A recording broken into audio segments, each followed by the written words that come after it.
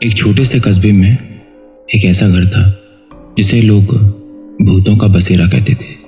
यह घर सुनसान इलाके में था और कई सालों से खाली पड़ा था। लोग इसके आसपास जाने से भी डरते थे क्योंकि वहां से कई लोगों के गायब होने की कहानियां फैली हुई थी। लेकिन फिर भी कुछ लोग ऐसे भी होते हैं जो खतरों से खेलने का शौक रखते हैं। कहानी शुरू होती है एक प्रसिद्ध टीवी डायरेक्टर से जिसका नाम राघव था। राघव ने सोचा कि वह इस भूतिया घर को अपने नए रियलिटी शो मौत का घर के लिए इस्तेमाल करेगा। शो की शर्त थी कि जो भी प्रतिभागी इस शो में एक रात बिना डरे गुजार देगा उसे 1 करोड़ रुपए इनाम में मिलेगा।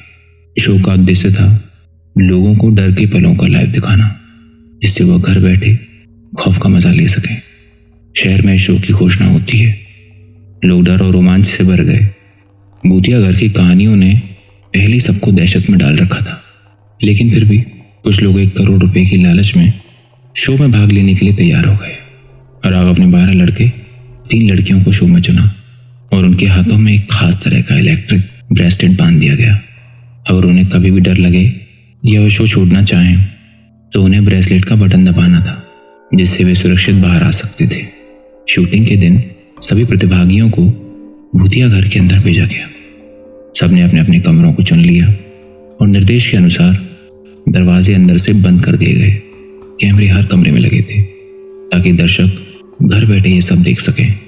थोड़ी देर के बाद जैसे ही अंधेरा हुआ डर का माहौल बन गया। अचानक एक लड़की शिया जोर जोर से चिल्लाने लगी। उसे लग रहा था कि कोई इसके गले को कसकर दबा रहा है। उसकी चीखें पूरे घर में गूंज रही थी और दर्शक भी डर से कांपने लगे। कुछ ही समय में बाकी प्रतिभागियों पर भी अजीब घटनाएं होने लगी। रोहन, जो पहले सबसे बहादुर लग रहा था, अचानक दीवार से अपना सिर मारने लगा। एक अन्य लड़के अमित ने अपने चेहरे पे खरोंचे मारना शुरू कर दी। ये सब देखकर राघव और शो की टीम सख्ती में आ गई। उन्होंने सोचा कि शायद प्रतिभागी ब्रेसलेट का बटन दबाकर बाहर आना चाहेंगे, लेकिन अजीब बात यह थी कि किसी ने भी बटन नहीं दबाया। बाहर मौजूद अधिकारी और डॉक्टर भी अब हस्तक्षेप करने के लिए तैयार हो गए, लेकिन घर के अंदर जाने की हिम्मत किसी में नहीं थी।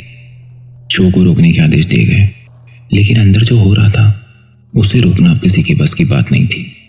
रात भर भूतिया घर के अंदर से प्रतिभागियों की चीखें सुनाई दे रही थी। सुबह होने पर दरवाजे खोले गए तो सभी प्रतिभागियों की लाश मिली। ऐसा लग रहा था कि जैसे उन्होंने खुद ही अपनी जान ली हो, लेकिन घर के इतिहास को जानने वाले लोग मानते थे कि आत्महत्या नहीं है, बल्कि उन भूतिया शक्तियों का काम था जो उस घर में बसी थी। इस हादसे के बाद शो के डायरेक्टर राघव को जेल भेज दिया गया और उस भूतिया घर को हमेशा के लिए बंद कर दिया गया। लेकिन शहर में ये कहानी आज भी जीवित है। लोग कहते हैं कि जो भी उस घर के करीब जाता है उसे आज भी वहां से अजीब चीखें सुनाई देती हैं। मौत का घर सिर्फ एक शो नहीं, बल्कि एक ऐसा घर था जिसने सभी की जान ले ली और उस भूतिया घर की दहशत को हमेशा के लिए बढ़ा दिया। दोस्तों, अगर आपको हमारी कहानी अच्छी लगी है तो वीडियो को लाइक करिए और चैनल पे पहली बार आए हैं तो चैनल को सब्सक्राइब करिए।